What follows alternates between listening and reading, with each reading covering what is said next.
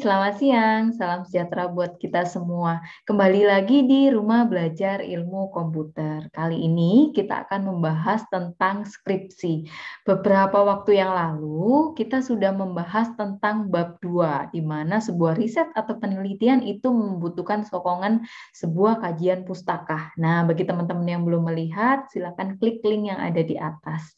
Hari ini kita akan membahas dan melanjutkan ke bab 3. Sebenarnya bab 3 itu intinya isinya apa sih? Kemudian kira-kira Bu, kalau saya lihat di berbagai referensi antara kampus yang lain dengan kampus yang lain lagi itu sangat berbeda. Sebenarnya benang merahnya itu seperti apa sih? Nah, kita akan jelaskan hari ini. Pastinya tujuannya adalah kita bisa memahami isi dan tips trik dari bab 3 di skripsi.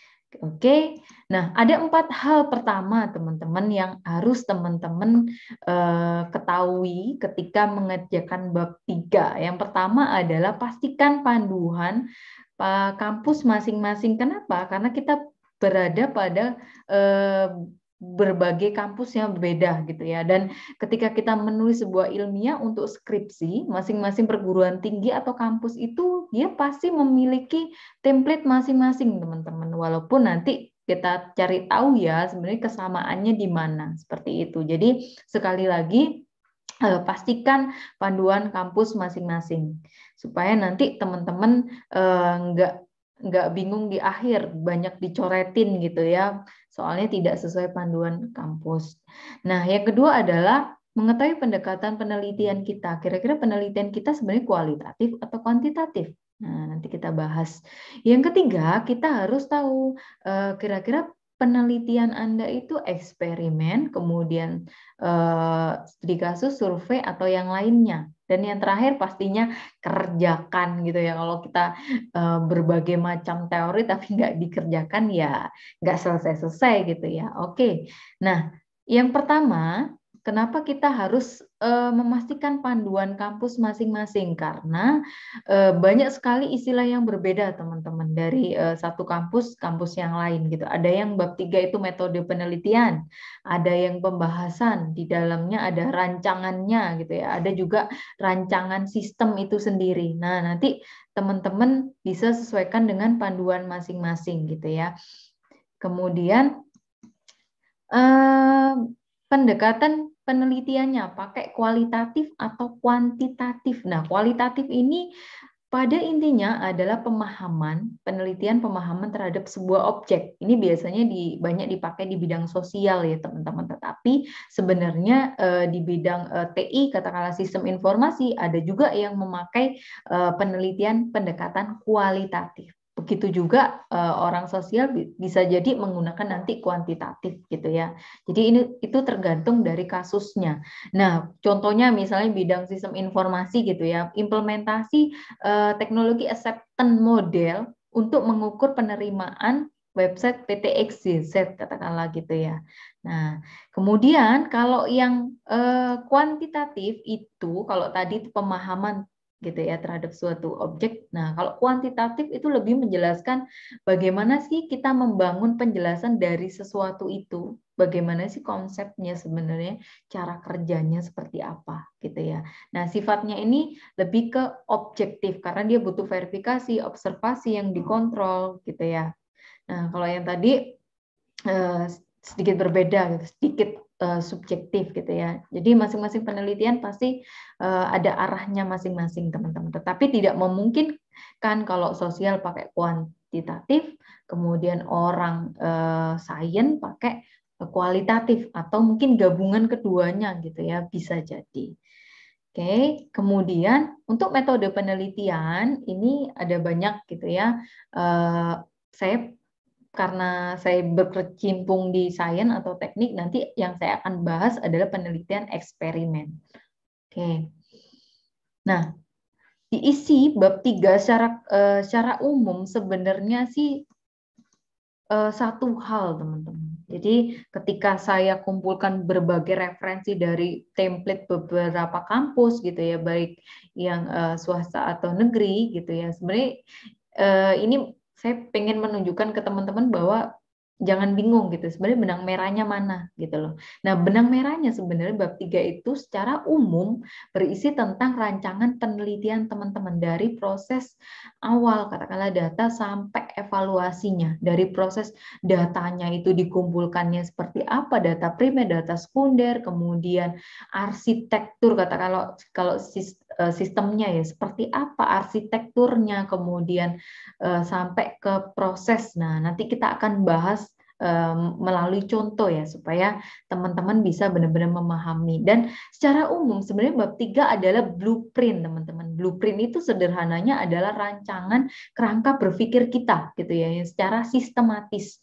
Jadi bab 3 ini bisa disebut rohnya sebuah penelitian, teman-teman. Kenapa rohnya? Karena blueprintnya, rancangannya ada di situ sebelum kita nanti masuk di bab 4. Katakanlah secara umum banyak yang bab 4 itu adalah implementasi gitu ya. Oke. Jadi sekali lagi bahwa bab 3 itu rohnya dari sebuah penelitian, dari sebuah skripsi sebenarnya teman-teman. Nah, kemudian ini saya share beberapa contoh ya, kemudian saya jelaskan supaya teman-teman langsung real aja belajarnya gitu ya. Ini contoh misalnya bab 3 tentang sistem informasi. Sistem informasi akademik gitu, bahas apa aja. Nah, dia bahas bisa jadi analisis sistem. Dia bahas tentang gambaran sistem yang lama, kemudian yang baru, bisa jadi di dalamnya itu ada proses bisnisnya gitu ya. Kemudian itu kan dari lama kemudian dirancang sistem baru seperti apa dijelaskan. Kemudian kalau pakai metode ya penerapan metodenya seperti apa. Kalau ada misalnya rumusnya ya seperti apa gitu ya dijelaskan di situ gitu ya. Langkah-langkahnya gitu. Dan langkah-langkah dari metode contoh ini misalnya metode FAST gitu ya. Metode FAST kira-kira di dalamnya itu ada proses katakan 5 proses. Nah, masing-masing 5 proses itu apa? Seperti itu ya teman-teman. Jadi dijelaskan benar-benar. Kemudian katakanlah kalau membuat sebuah sistem informasi, kita boleh pakai use case atau flow diagram. Nah, ini salah satu aja sih sebenarnya sudah nggak apa-apa gitu ya. Jadi use case adalah bagaimana menggambarkan sebenarnya apa sistem itu seperti apa sih gitu. Katakanlah ada stakeholdernya siapa saja di situ. Kemudian sistem itu bisa ngapain aja gitu ya. Kita terhadap sistem bisa ngapain aja. Kemudian, nah itu digambarkan, dirancang benar-benar teman-teman. Katakanlah kalau misalnya, ada stakeholdernya adalah kalau si akad katakanlah mahasiswa, dosen, kemudian bagian keuangan di kampus misalnya seperti itu. Nah, digambarkan diagramnya prosesnya. Oh, kalau misalnya mahasiswa ini berarti dia bisa melihat KRS-an, bukti KRS, kemudian bisa melihat nilainya atau apapun itu gitu ya, digambarkan dalam sebuah diagram. Jadi dirancang dulu sebelum nanti implementasi bab 4. Kemudian ada permodelan data, kemudian kalau merancang sistem informasi ada desain dari database, dari relasi tabel dalam database tersebut. Jadi semuanya dibahas di bab 3 gitu ya teman-teman ya, secara sederhana kalau misalnya sistem informasi.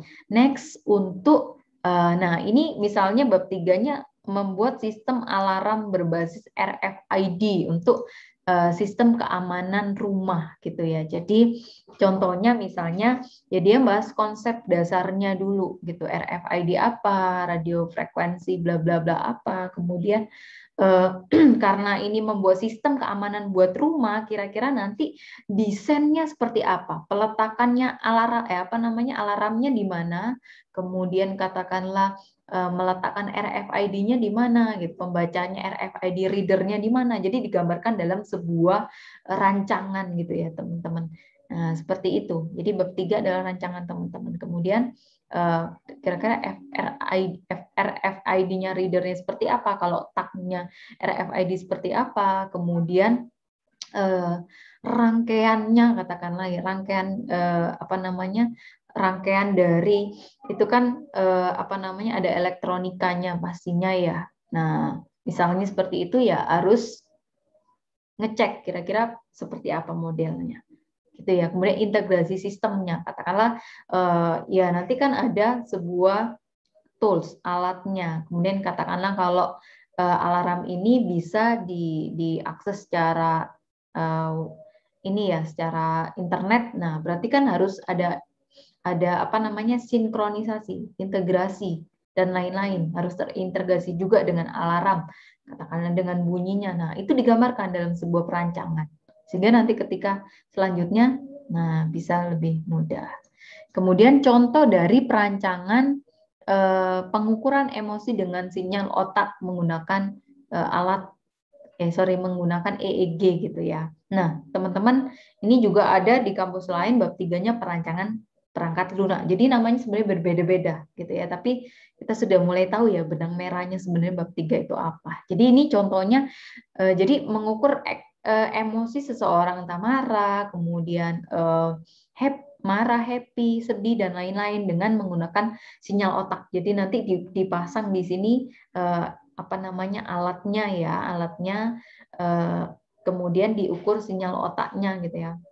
Nah, desainnya seperti apa? Nah, kalau misalnya mau mengujinya dengan sebuah stimulus, katakanlah mengukur emosi seseorang ya, stimulusnya apa? Misalnya dengan video, dengan gambar, dengan musik. Nah, di situ dijelaskan. Jadi kerangka kerja kita benar-benar jelas gitu loh, teman-teman. Kemudian nanti kalau misalnya sudah direkam sinyal otaknya, kalau terlalu panjang seperti apa? Oh, ada pemotongan data EEG katakanlah seperti. Nah, prosesnya seperti apa? Kemudian kalau ada proses pre-processing ya seperti apa? Kemudian sampai ke proses klasifikasi dan prediksi emosinya tersebut. Oh, klasifikasi emosinya dibagi berapa gitu. Nah, itu dijelaskan detail di perancangan, teman-teman. Oke. Ini contohnya ya, pembahasan apa saja di bab 3. Kemudian ini contoh lagi misalnya sistem pakar. Kita bahas apa aja gitu ya. Nah, dicek aja kira-kira kalau membuat sebuah sistem pakar, di dalam sistem pakar itu ada prosesnya apa aja. Oh, harus merancang KBS-nya gitu ya. Knowledge base systemnya, kemudian ada rancang diagram ketergantungannya, misalnya seperti itu, target keputusannya, kemudian penerapan metode backward chaining-nya seperti apa, nah misalnya seperti itu. Jadi teman-teman perancangannya dalam proses mewujudkan penelitian teman-teman itu dirancang seperti apa. Oke, kemudian yang selanjutnya adalah contoh misalnya data mining gitu, clustering. Nah, teman-teman ini mengapa saya suruh mengecek panduan kampus masing-masing? Karena ada juga teman-teman kampus itu yang 6 bab, tidak 5 bab. Jadi misalnya karena 6 bab, bab 3 itu metodologi penelitian, bab 4-nya dia perancangan. Tapi kalau kita analisis lagi, sebenarnya ini hampir sama, yaitu perancangan atau roh dari penelitian itu dirancang seperti apa. Hanya saja mungkin dibedakan gitu ya. Yang atas itu lebih ke metodologinya, yang bagaimana sih prosesnya, kemudian verifikasinya, uji performanya, processing datanya, pengumpulan datanya seperti apa, kemudian sampai ke visualisasi dan lain-lain. Nah, yang selanjutnya adalah katakanlah perancangan dalam interface-nya, antar mukanya, misalnya seperti itu teman-teman. Jadi jangan bingung ya, kembali lagi ke panduan kampus masing-masing. Nah, ini juga sama teman-teman. Ini katakanlah terdiri dari 6 bab gitu ya, di sebuah skripsi itu. Bisa jadi bab 3 itu dia judulnya perancangan dan pelaksanaan iterasi unified process gitu ya. Perancangan dari metodenya. Kemudian yang bawahnya kalau kita analisis ya antar mukanya. Nah, kalau kita tarik benang merah sebenarnya ya blueprint gitu ya, kesimpulannya gitu ya, teman-teman. Nah, jadi kesimpulan yang bisa kita ambil dari apapun itu template dari berbagai perguruan tinggi kampus gitu ya. Nah, itu sebenarnya bab 3 adalah rohnya sebuah penelitian dan itu blueprintnya. Proses jalan proses kinerjanya seperti apa nantinya, dirancang seperti apa. Kalau mau buat sistem ya sistemnya seperti apa gitu ya, prosesnya seperti apa, interface-nya seperti apa, database-nya seperti apa. Nah, dan antar mukanya seperti apa dan lain-lain gitu ya teman-teman. Jadi kita sudah mendapatkan sebuah kesimpulan bab 3 adalah sebuah blueprint kerangka berpikir dari penelitian itu, dari prosesnya. Oke. Nah, ini saya berikan beberapa contoh teman-teman yang dimasukkan dalam bab 3. Contoh kalau misalnya teman-teman menjelaskan desain metode secara umum. Nah, ini yang tadi bagaimana mengukur sebuah emosi pakai alat ya EEG tadi. Nah, di sini digambarkan teman-teman prosesnya. Proses pertama stimulus apa aja, kemudian direkam otaknya ini apa namanya sinyal otaknya. Kemudian ketika sudah selesai hasilnya di sini dilakukan cutting data, pemotongan data karena mungkin terlalu panjang. Kemudian di preprocessing untuk menghilangkan noise misalnya. Kemudian ada fitur extraction, ada statistik analisis dan classification and prediction misalnya seperti itu. Jadi rancangan metodenya digambarkan secara umum. Jadi ini disesuaikan kasus teman-teman nanti ya. Kemudian bisa jadi memasukkan arsitektur sistem di sini. Nah, arsitekturnya seperti apa? Jadi, oh, ini berbasisnya misalnya basis web, ini seperti ini jalannya gitu. Oke, itu ya teman-teman. Kemudian selanjutnya misalnya teman-teman bisa memasukkan prosedur penelitiannya seperti apa dari potensi masalah, pengumpulan informasi, desainnya, validasinya sampai ke produknya. Bisa juga identifikasi masalahnya, start dari identifikasi masalah, perumusan masalah, pengumpulan data, analisa sistem, perancangan. Jadi ini secara umum. Anda mau ngapain, dirancang seperti apa gitu ya. Jadi dosen pembimbing teman-teman itu tahu sebenarnya kalian itu mau ngapain gitu ya. Jadi kebanyakan itu mahasiswa dan dosen itu salah paham gitu. Nah, bab 3 ini adalah roh penelitian yang teman-teman bisa tunjukkan gitu ya.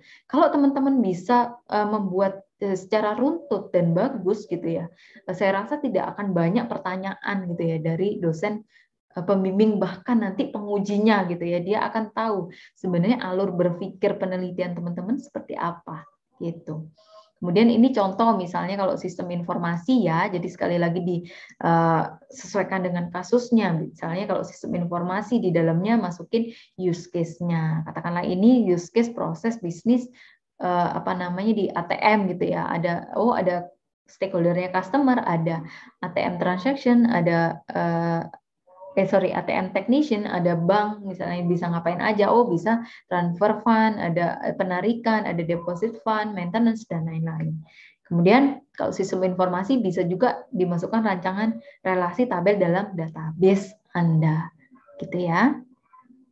Kemudian, nah ini contohnya misalnya masih contohnya sistem informasi, masukin user interface-nya. Nah, user interface-nya ini yang belum implementasi ya teman-teman, karena kita masih dalam perancangan. Jadi yang digambar aja secara secara sederhana, katakanlah ini gambar di Word gitu ya. Nah, yang penting tahu kira-kira rancangan, ini navigasinya di sini, di sini, di sini.